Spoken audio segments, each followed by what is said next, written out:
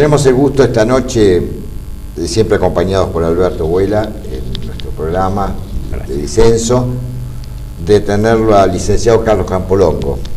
Y hoy no vamos a hablar centralmente de filosofía, aunque seguramente vamos a rozar alguna cosa, pero sabemos que nuestro programa, tal como lo proyectó Alberto, que es el principal autor de esta idea, es un programa de metapolítica también y de reflexión, entonces por lo tanto sobre la política, ¿no? De reflexión sobre la política. Bueno, Carlos Campolongo es ampliamente conocido, pero no sé si todo el mundo sabe que sos abogado, que sos licenciado en psicología. Bueno, sí se conoce un poco más tu larga trayectoria en el periodismo. Tampoco se conoce tanto tu permanente reflexión acerca de los medios de comunicación, y yo no la limitaría a eso, porque me parece que vos vinculás el tema del vertiginoso desarrollo de los medios de comunicación en nuestra época con muchas otras cosas. Actualmente estás escribiendo, supongo ya, una tesis doctoral. Preferiría que hables vos de tu tesis. Sí, lo único que añadiría, si me primero... Yo te he leído bastante, porque incluso te he publicado cuando pude, pero bueno, no todo el mundo conoce tus ideas, ¿no? No, antes que nada, gracias a la amabilidad de invitarme. Me siento un poco, les decía, y en serio, para el pensamiento, en capito diminutio frente a ustedes dos, así que no se te ocurra hablar de filosofía. No, lo único que añadiría, sí, porque hace a mi dimensión existencial fuertemente, es cuando vos dijiste periodista, y soy peronista, aparte. No, y además me olvidé de tu docencia universitaria. Y docencia universitaria, por eso, digamos, esto es lo que está. Bueno, en fin, me preguntás sobre la tesis doctoral. La tesis doctoral la estoy haciendo como una culminación de mi ciclo académico. También existencialmente lo siento así. Claro. Deposito cosas. Seguro. Allí, yo en broma, cuando escuchaba la enunciación que vos hacías de los estudios universitarios académicos que hice, me había propuesto, o la vida me determinó que en cada dictadura me tenía que estudiar una carrera.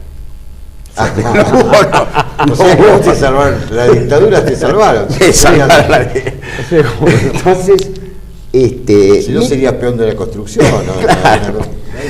En la tesis, en realidad, su génesis es con un hecho histórico de la Argentina concreto, digo, lo voy a adelantar, para que se entienda de qué se trata, que es en el año 1995 la reelección de Carlos Menem.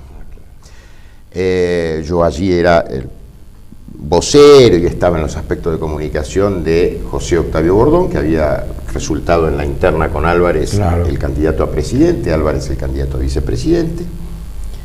Tengo un montón de otros pecados, no me mires así. No, bueno, no. Te miro así porque no me acordaba de eso. Claro. Yo me acordaba de lo de Luder. Bueno, fue la campaña. Fue en el 83 eso. En el y después 83. nos encontramos con el doctor Labaña también. Entonces, el hecho histórico concretamente es la reelección de Menem, que entre un montón de otras cosas y instrumentaciones y técnicas y obviamente lo que cuesta una campaña electoral, claro, nosotros no podíamos ni competir con el oficialismo.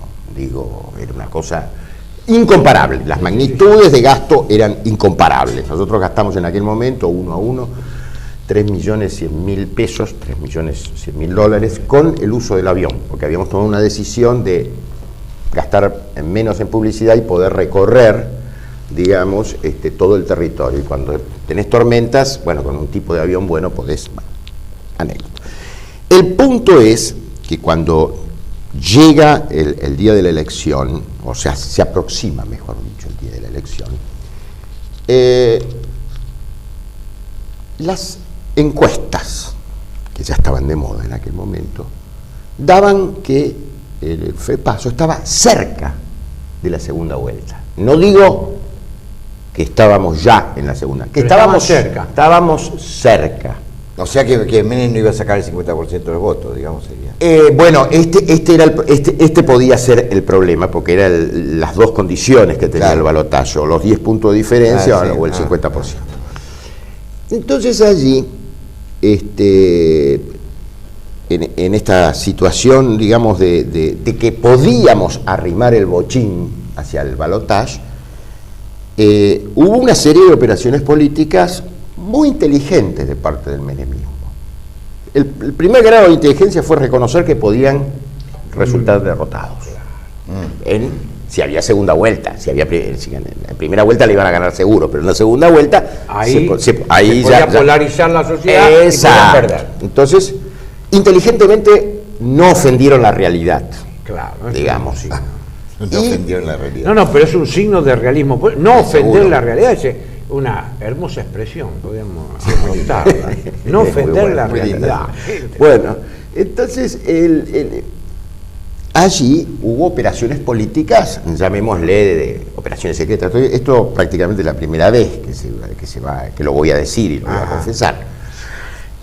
Uno de los operadores que tenía Menem era Eduardo Bauzá. Claro, sí, el mendocino. Entonces, Eduardo Bauzá operó. ¿Vive todavía él? Sí, vive. Operó con el diario Clarín. Era el ministro de gobierno. Era ministro, era secretario general. Coan era el secretario general de la presidencia y Bauzá fue ministro del Interior. Ocupó varias cosas. Después fue senador. Sí.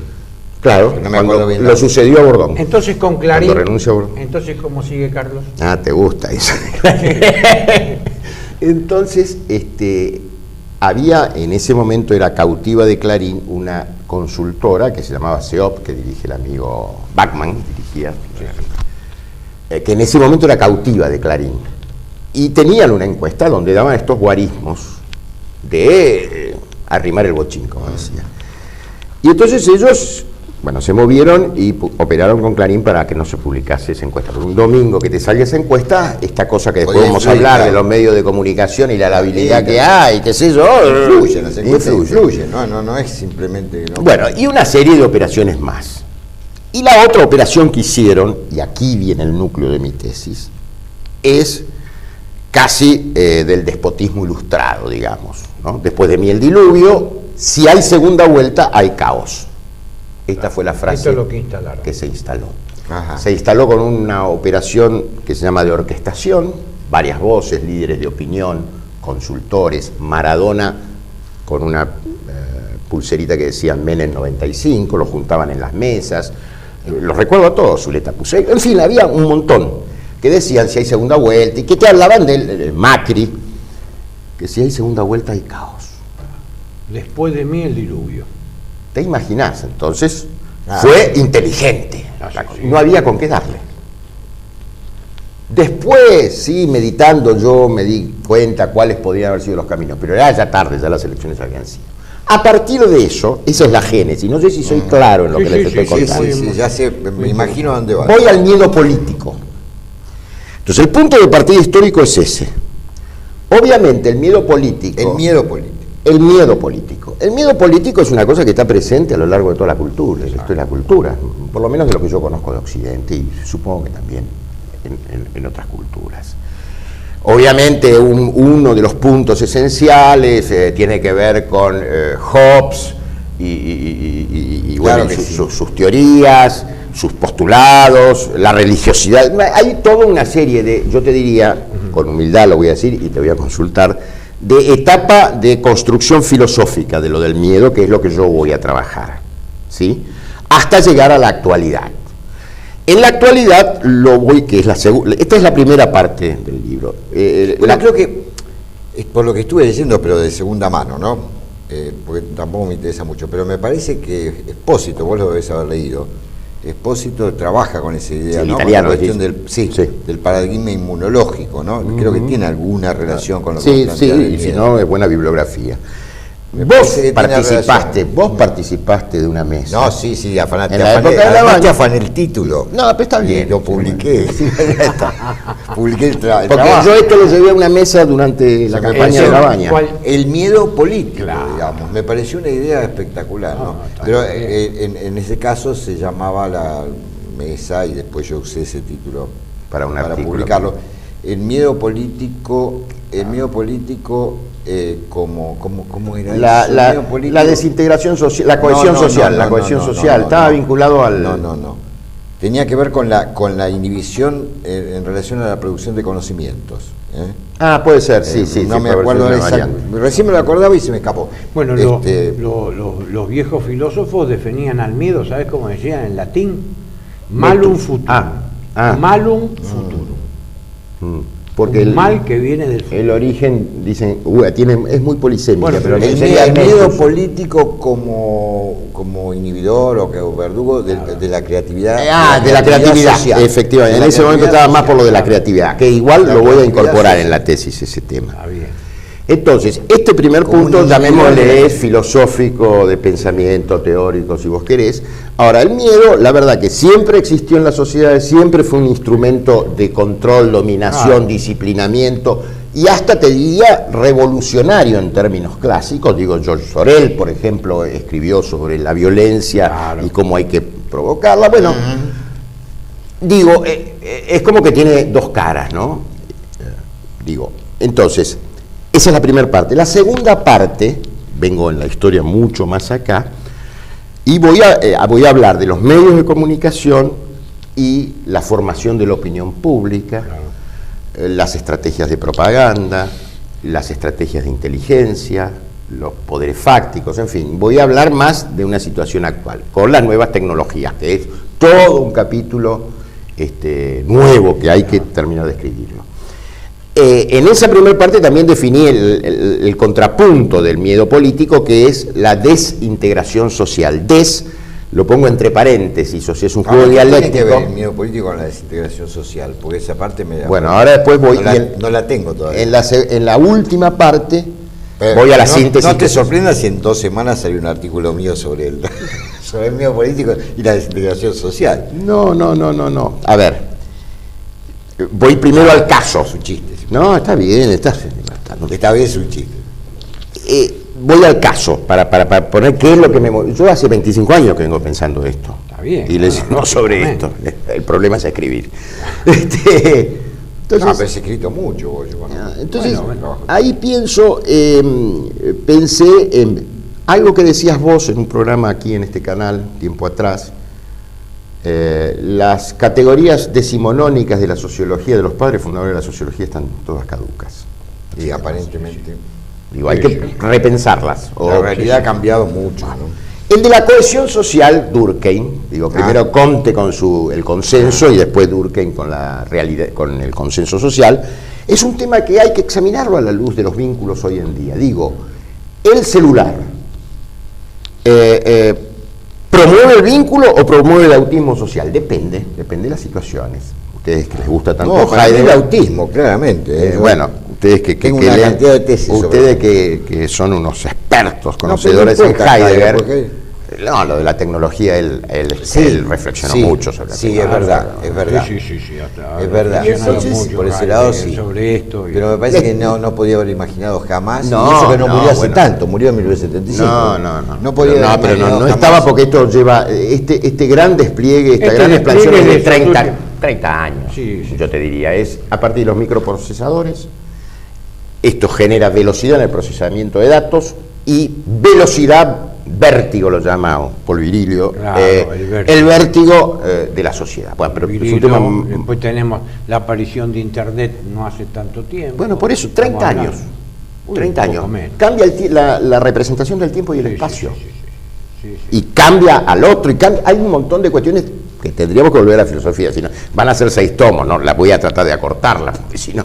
Entonces, ¿qué tiene que ver con la cohesión social, vos me preguntás? Ahora ya me perdí. El mío político, si vos, ¿qué tiene que ver con la cohesión social o el avance tecnológico? Es la hipótesis. Es la hipótesis. No voy a probarte que... Lo que voy a tratar de probar es que vivir en vilo permanentemente bajo la amenaza política, que no se puede correr, porque es un componente del poder político. Claro. Digo, Tomás Maquiavelo decía, no, hay que ser amado y odiado, pero mejor es ser odiado, temido. Mejor temido. Dice Maquiavelo. Bueno, mejor temido que cristiano lo preciado. Entonces, es un componente que está allí siempre. Ocurre, vuelvo al caso argentino, creo, y esto ya es psicoanálisis, que es otra de las cosas que yo... Claro, de tus líneas de investigación, claro. Que tiene que ver con lo que podríamos llamar la activación de huellas némicas. la activación de huellas némicas. Activación de huellas némicas que tienen que ver con el miedo. El periodo pasado, por ejemplo, del 76 al 83 en la Argentina, dejó sus huellas. Te creo. Si genera epidemia o qué sé yo. La hiperinflación. Y la importancia de pensar que la causalidad muchas veces opera con efectos retardados, que eso es psicoanálisis. Eso es Lacan puro. ¿No? Porque vos sabés que eso una vez me lo dijo en una charla en la retroacción, claro. En 1983 Guillermo Macchi, que lamentablemente falleció, en una charla en el 83 señaló eso, ¿no? Que los efectos que se estaban sintiendo en ese momento, lo que había sucedido en el proceso, eran todavía poco importantes, que muchos años después... Sí, señor, yo coincido con eso. El APRECUP, la CANEA, en fin, hay una serie de cuestiones. Entonces, yo digo que hubo hechos concretos, singulares, que fueron propicios para activar esas huellas némicas. Por ejemplo, la hiperinflación en lo de la época de Alfonsín. Claro. Que teme la sociedad. ¿Por qué? Porque es lo inesperado. Es lo inesperado. ¿Me entendés? Y esto es un factor inhibidor de la creación. Yo ahí tomo a otro autor, un chileno, que en realidad toma el término de un biólogo, también chileno, que es Maturana, que habla de la autopoiesis. La autopoiesis. Sí. Entonces yo creo que en la Argentina, y esto para ir al tiempo actual y no ser tan... Yo creo que en la Argentina esto es uno de los tantos factores que tenemos. Bueno, pero espera que me perdí un poco. O sea, el miedo político, que bueno, tendría todas estas características, o se generaría, y particularmente en la Argentina... Bueno, es el 2001, yo culmino en el 2001, es el último miedo. De acuerdo. Después pero esto funcionaría... No, hay más, hay ahora. Pero más. Carlos, esto funcionaría actualmente, y ya vendría funcionando, pero quizás se haya incentivado últimamente... funcionaría como un instrumento del poder político. ¿El miedo? El miedo. Claro, es lo que yo quiero desentrañar. Explotado por el poder político. Pero, querido, siempre se mira, y perdón por la... Estamos, pero nos conocemos, somos amigos, te puedo llamar aquí. A ver, siempre se hacen los análisis sobre la propaganda política y demás, Jean-Marie Domenach, todo eso, sobre el nazismo y el estalinismo. Así es. El estalinismo menos, ¿eh? Pero perdón, es decir, y el leninismo. El estalinismo es una etapa de terrorismo. Sí. A ver, las concepciones teóricas que tenían ellos. Digo, Lenin decía que la agitación es la contracara de la propaganda, es la contracara de la acción política. Digo, lo decía así de literal. Entonces, yo lo que estoy demostrando es que de alguna manera esto se universalizó. Claro. Vos podés encontrar los paralelismos con el 11 de septiembre, el Acta Patriótica, etcétera, etcétera, y son sistemas que desde otra perspectiva tendrías que llamarlo totalitario. Se redujeron en Estados Unidos todas las libertades individuales y fue aceptado eso. Yo no me voy a meter con ese tema, con lo exterior, pero digo, el miedo tiene estas características que vos decías, y la idea es que en la Argentina, en términos, yo te diría, y después lo voy a demostrar con algunas estadísticas de lo que se llama olas de percepción de estados de ánimo de la sociedad. Yo creo que en la Argentina este es un factor, una dimensión, la cuestión de la creatividad socialmente hablando, que es uno de los factores que tenemos. Pero vos decís que además contribuye a la desintegración el miedo político. Que puede jugar, depende de los momentos. Esta es la complejidad, por eso lo juego dialécticamente, porque en realidad en un primer momento puede llegar a unir. Digo, la crisis del 2001 juntó desde el punto de vista social a ahorristas con piqueteros, como era el lema, ahorristas y piqueteros, un solo... Digo, ahora, fue muy efímera. Muy circunstancial. Muy circunstancial. Yo quiero ir a los efectos más profundos, cómo va erosionando las bases para tener, digamos, una comunidad, una sociedad que tenga elementos creativos, digamos. Vamos a verla, tengo que escribir todavía, no. No, vaya, pero las ideas están. Ahora, yo quisiera volver un poco a lo que señalabas respecto del desarrollo de los medios de comunicación, y particularmente los celulares. Digo, ¿sabes por qué? Porque yo todos los días viajo colectivo en subte. Yo también. Fui funcionario, pero no me hice rico. Vos también fuiste diputado, fuiste cosas más importantes que yo, pero no sos rico. Bueno, y no dejo de asombrarme y hasta de putear en voz alta, debo decirlo, porque veo a todo el mundo, pero ya no son los jóvenes y viejos, con ese aparatejo no sé, ya hasta me metí yo en Facebook un tiempito para ver cómo era esa historia, para no hablar desde afuera, pero absolutamente ensimismados en esa cosita, y sin distinción de clases sociales, ni de edad, ni de generaciones, ni de clases sociales. Y la verdad me vuelvo loco, ¿qué querés que te diga? Me parece un encapsulamiento. Yo tengo mis tesis ahí también, ¿no? Mis tesis son que la modernidad ha marchado progresivamente, incluso se lo puede ver en la filosofía, progresivamente hacia un solipsismo cada vez más a partir de Descartes, ¿no? Descartes se cerró en su mente y ahí me encantó la frase que dijiste la vez pasada de la criminalidad del siglo XX.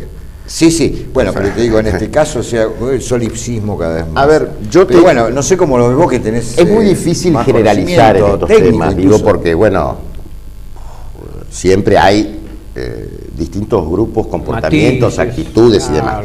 Yo lo que sí hago, todavía de mi formación de mi formación de abogado, hago como una suerte de preámbulo para confesar mi posición. Yo no soy ni tecnofóbico ni tecnofílico, vale decir, ni idealizo, ni tampoco tengo miedo, pero lo que vos decís, las situaciones que vos decís, que yo las observo también en el colectivo, y te voy a ir más profundamente, a mí me molestan todavía más esas, es que esto favorece una suerte de autismo social.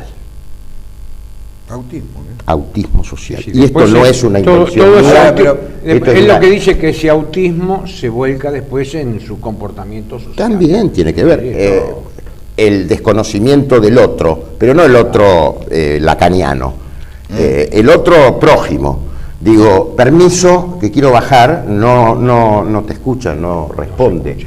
No hay dominio se ha perdido el dominio del cuerpo con respecto al otro. Anda por la vereda, te llevan por delante, digo, hay cuestiones que tienen que ver también con los modales, con cosas más, con la grosería, en fin, tiene que ver con muchas cosas. Los pibes dado vuelta ya es otra problemática, por eso te digo que los desafíos son fantásticos, pero quiero aclarar, lo del autismo social no tengo el derecho de propiedad. Eso es un autor alemán muy interesante que en realidad él es poeta, que se llama Hans Magnus Enzensberger. Él es poeta, ensayista literario, pero tiene 2 o 3 libros sobre política y qué sé yo, y tiene acá, digamos, no se ha traducido en Argentina, y tiene un pequeño libro muy interesante que se llama La Guerra Civil Molecular. La Guerra Civil Molecular. Entonces él utiliza el ejemplo de que en un vagón de subterráneo salta como un chispa de agua y se puede transformar en una pequeña Bosnia, que tiene que ver con las violencias cotidianas que vivimos. Qué bueno. Tiene que vivir. ¿Podría repetir el autor? Hans Magnus Enzensberger, sin H, Enzensberger, yo no sé cómo se pronuncia. Y el libro se llama La Guerra Civil Molecular. Aquí La Guerra Civil Molecular. Sí, aquí de Bosnia a, no me acuerdo cómo era, tiene un subtítulo el libro, no tengo por ahí. En realidad él... es un sociólogo. No, él se destaca más en el campo de la literatura. En el campo de la literatura. Pero ha escrito un libro sobre política y violencia, ronda estos temas. ¿Sabes qué? Yo tengo una tesis parecida, pero en otros términos, porque yo leo cosas más clásicas, más antiguas, quiero decir, pero también clásicas. Yo pienso que, a propósito de los episodios de inseguridad permanente que vivimos en nuestro país, y no solo en nuestro país, porque hay que decir la verdad, en Francia también, ¿no? Digamos, para tomar otro ejemplo. Pero digo, viste que los teóricos que vos mencionaste antes, ¿no? Como Hobbes, podríamos nombrar también a Locke, pero Locke no piensa exactamente igual. Pero tomemos Hobbes. Digo, él pensaba que al estado de naturaleza, guerra de todos contra todos, le sucedía el estado civil, cuando ellos todavía no distinguían mucho entre sociedad civil y Estado, ¿no? Eso recién con Hegel. Pero lo que yo pienso que últimamente tenemos bolsones de estado de naturaleza dentro de la sociedad civil, dentro del Estado civil, que viene a ser más o menos una idea similar a lo que vos señalabas, ¿no? Entonces ya no es que un Estado, aunque fuera ficticiamente, precede al otro, sino que conviven. Bueno, eso ¿no? fue que tiene que ver con la incapacidad del Estado de eso fue controlarla. estudiado por un sociólogo que es amigo nuestro, que es Michel Maffesoli, cuando habló de las nuevas tribus. Sí, claro, él es el que acuña lo de las nuevas tribus. ¿Cómo es eso? Yo no lo conozco. Y bueno, ahí las nuevas tribus es decir, Que se reúnen en un shopping los pibes, claro, con sus ornamentaciones, convocados a lo mejor por Facebook, claro, y conviven se arma un desparramo bárbaro. Como nuevas tribus. Esto es observar. Sí. Yo comparto acá con Carlos que la tecnología uno no es antitecnológico tampoco, ni pro-tecnológico, pero me parece que el mejor criterio para la tecnología sigue siendo el de Heidegger, el de serenidad, ¿no? El de, hay un escritor decir sí, no, cuando cumple decirle 80 sí no a la técnica. Es decir, bueno, yo le puedo decir no, es decir, la puedo usar, pero también le puedo decir no. Y este es el grave, este sería el consejo que uno tendría sí, mi que amor, dar. pero eso supone una sabiduría que dónde se bueno, es bueno. Porque nosotros somos autodidactas, ¿viste? En el fondo. Eso es bueno lo que decís, ¿no? Es muy bueno. Digo, ¿dónde se adquiere hoy esa sabiduría? Fíjate vos, te voy a poner mi caso personal. Yo, por razones totalmente subjetivas, miro poco y nada de televisión, más allá de que vengo a la televisión, porque la verdad yo no puedo concebir que en los llamados prime time, en los horarios principales, la cuestión sea quién se acostó con quién, una cosa nunca vista es esto. Digo, los programas de mayor rating en la historia de la televisión, no tenía Odol Pregunta. No saben quién es la niña Loli, entonces. No sé ni me interesa. Escuchá, ¿para qué estamos haciendo entonces, programas si desconoce a la niña Loli? Yo estaba... Esto es una barbaridad. Me di cuenta, mirá que por eso te decía, yo no soy tecnofóbico, tengo teléfono, uso el iPad y claro, yo lo uso para buscarte, se encuentra un material bárbaro ahora, claro, que si no tendrías que gastar fortunas en libros. Nos costaría un montón. Claro, entonces, pero me he dado cuenta que si vos abstraes la situación mía y me pones en contacto con una pantalla, yo estoy el triple de horas de lo que podría haber estado en una época normal mirando televisión. Y estoy con esa pantalla todo el tiempo. Entonces, este debate... A mí me pasa a veces eso. Bueno, porque dije que bueno, porque me reconocí. Yo lo reconozco, le digo, yo nunca miré. ¿Por qué no va pasando una cosa? Estuve frente a la pantalla tanto tiempo como uno está delante de la computadora. Yo obviamente no tomo y escucho y lo he leído muchas veces, lo de la serenidad, porque realmente me parece extraordinario. Pero yo te diría que este debate, la pantalla, el hombre, para sintetizarlo de alguna manera, no voy a decir el hombre y la mujer porque no corresponde, el hombre y la pantalla. El hombre, exactamente. ¿Cómo se nota que es buen abogado? Porque ellos le llamaban hombre, que entonces después distinguía, el hombre era tanto varón, el vir como la mujer. Claro. Entonces, mira, llegué a decir ellos. Es una deformación. Yo creo que es una deformación que pasará raudamente. Entonces, fíjate vos que este debate, la relación del hombre con la pantalla, ya se dio cuando se da la expansión de la televisión. Te estoy hablando de los años 50, 60 en Estados Unidos. En Estados Unidos hubo mucho estudio sobre lo de la televisión. Claro, sí, bueno. Y sabés que las conclusiones siempre, como toda biblioteca de abogados, puede tener una u otra interpretación, ¿no? De las de los periodistas. Cuando vos vas y decís, escríbame una nota sobre Dios, te dice el secretario de redacción y vos le decís, ¿a favor o en contra? Entonces, ¿qué era lo que yo rescaté de todos esos estudios? Que no era solamente importante fijarse en el tiempo consumido frente a la pantalla, sino cuál era el sentido lúdico el resto de las horas en que vos no estabas. ¿El sentido? Lo lúdico. Lo lúdico, el resto de las horas. No el lúdico de juego solamente, sino de esa cosa del espíritu, de la conversación. De la distracción. La conversación.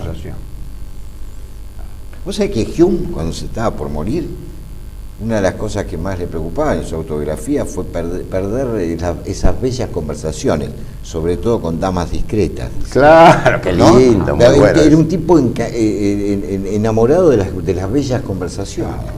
Sí. Más bien que fue un gran filósofo, digamos, más No, allá que no esté en la por línea de él o no, Sí, pero sí, digamos, sí. no es una cosa. Bueno, ahí lo otro que quería rescatar a partir de lo que había... Es muy importante lo de la conversación. La conversación para mí es Bueno, fundamental. Porque esto es una conversación. Es Esto es una- otra cosa. ¿Vos sabés cómo le llaman los cosa. colombianos a la conversación? Tiene un término griego. Yo no sabía. Es en castellano antiguo. Eulalia. Eulalia, Eulalia. no sabía. Eulalos No me digas. es una buena conversación. Una eulalia, la cachiva es como una eulalia. Es una buena conversación. Interesante eso. Los colombianos le llaman eso.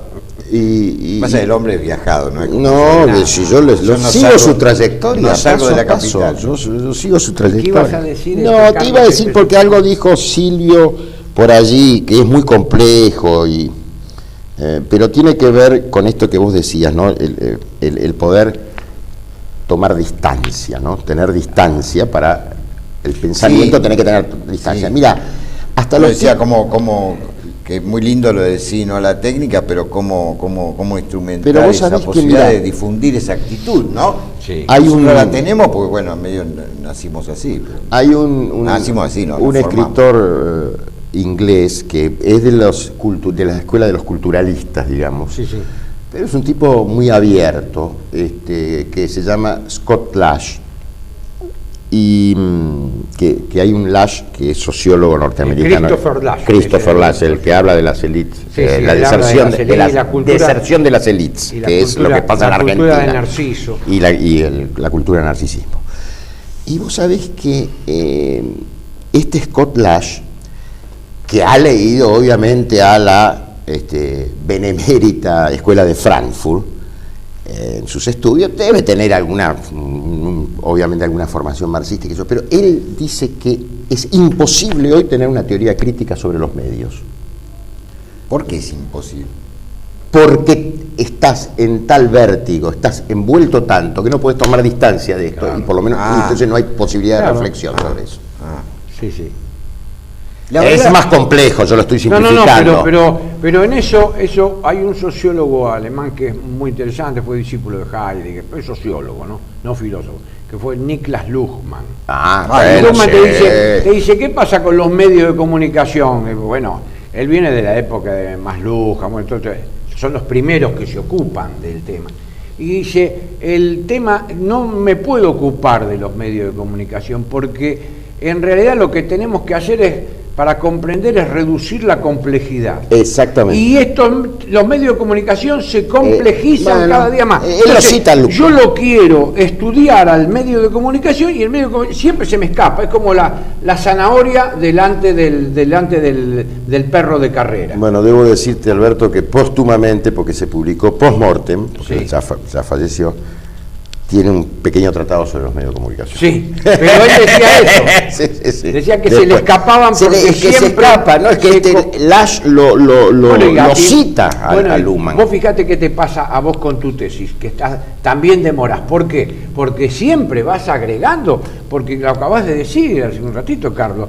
¿Cómo? Vos empezás tu tesis, hace 20 que no estás pensando. Bueno, pero hace 20 años no tenía los medios de comunicación, la complejidad, las nuevas tecnologías, los ¿Sabes nuevos qué? En aparatos. estos días- Este es un fenómeno, para hablar en filosofía, describir un fenómeno que es que tiene características difusas.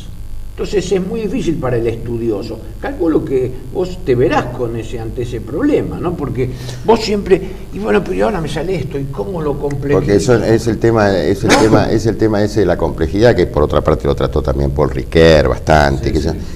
Él lo que pasa que él en realidad también está muy imbuido por la sociología norteamericana funcionalista, Sí, pero no tan lineal.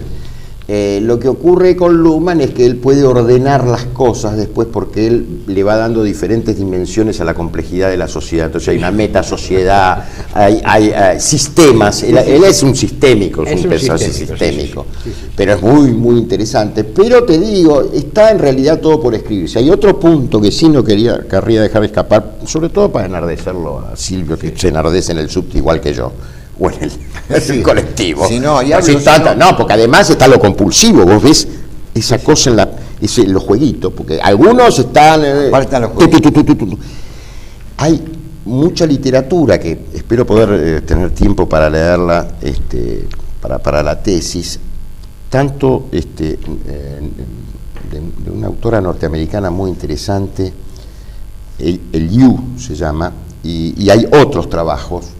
Hubo un simposio de filósofos sobre el tema de la comunicación y la representación del espacio y la distancia, como un libro que se publicó acá en la Argentina. La representación del tiempo y el espacio cambia, se ha modificado. Sí, indudable. Y los vínculos sociales. Fíjate vos, normalmente decimos, pongo un ejemplo extremo para ser claro. Vos decís, no, vos te estás comunicando porque hablas por el celular. En realidad, hasta desde el punto de vista de la semiótica, te diría que es discutible que se está comunicando, está tomando contacto. Eso, claro, que es una cosa distinta. Es un contacto. Contacto. No hay línea argumentativa, que me compré el vestido, ¿cómo te fue? ¿Viste lo que son las conversaciones? Porque uno, además, como ahora todo en la esfera pública, vos escuchás lo que hablan, ¿viste? No, bueno, esa es toda otra temática, que es el problema que hemos hablado mucho porque él también, con Alberto, porque a él también le interesa mucho, que es el tema del pudor. Totalmente. Y el pudor, para los griegos hay dos, era el cemento social. O sea que la desvergüenza contemporánea, no es lo mismo, pero hagamos por un momento que sea lo mismo. La desvergüenza contemporánea es un síntoma claro de la descomposición social. El aidos entre los griegos, en Homero, en la concepción homérica, es el cemento social. En la comunicación de estos celulares, en el colectivo. No tiene nada que ver con la sexualidad. No, Alberto, pero yo entro en clase, estoy con universitarios y los veo que están, obviamente que ahí, lamento, seré autoritario. No, yo les digo, ¿viste? Miren, yo tengo que estar 2 horas sin fumar, que para mí es gravísimo. Les pido que se abstengan durante estas 2 horas. Claro. Les pido que, yo sé que es jodido, porque para mí también es muy difícil dejar de fumar, porque es una adicción. Es una adicción, es una compulsión, No. Es un cuadro de compulsión. Y les digo incluso, ¿qué esperan que venga de ahí? Dios ahí no va a aparecer, es difícil. Dios Ojo, no va a aparecer. hay casos que, un caso de un autista que sí, que cree que está todo... Mirá qué curioso, porque estoy pensando, disculpame que te interrumpa. No, está bien, es una charla, una conversación. Fíjate qué curioso que es esta este completo desinterés por el otro que vos mencionabas antes, y sin embargo, el esperar todo el tiempo del otro, a la vez. Sí, pero andás a ver qué dijo el otro, eso es lo que se busca, a ver qué ¿no? Bueno, pero bueno, ahí sí yo entraría a pensarlo. El otro y cada vez más demanda del otro, es una locura, ¿qué querés que te diga? Si ahí habría que pensarlo desde el fantasma lacaniano, ¿qué es lo que se está poniendo ahí en el otro? ¿Me entendés? En ese otro fantasmagórico, ¿viste? Casi te diría que hay una imposibilidad de simbolización ahí. Si yo estoy anclado en lo imaginario todo el tiempo y no hay capacidad de simbolización, y esto es me parece que es una de las epidemias que estamos atravesando. Lamentablemente me están haciendo señas de hace un rato, porque yo estoy haciendo como que no veo, que se nos acabaron los tiempos. Sí.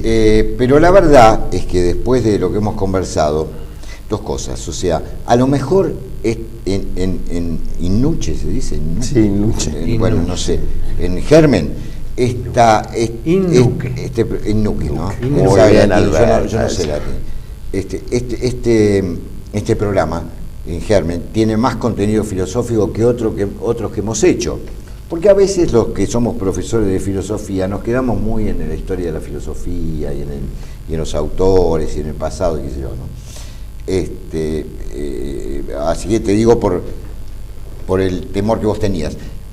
Pero además, con Alberto siempre opinamos que la filosofía, como algo viviente, no se puede reducir a la historia de la filosofía y que tiene que pensar este tipo de cosas, estas y otras, ¿no? Pero te quiero decir, las que vos venís pensando, planteando y discutiendo, y son casi las más determinantes de nuestra vida cotidiana. Absolutamente. Yo rescaté una idea que alguna vez conversamos con él, y te diría que hubo grupos de chicos secundarios, más allá del batifondo, del lío que hicieron con las tomas, que pedían que no sacaran filosofía de ciertos colegios de la ciudad de Buenos Aires. Sí. Yo pondría filosofía amplia, no la historia de la filosofía, esto. Y también, ¿sabés qué pondría? Y léase desde lo no confesional, historia de las religiones. Pero lo he dicho en mil reportajes. Lo he dicho.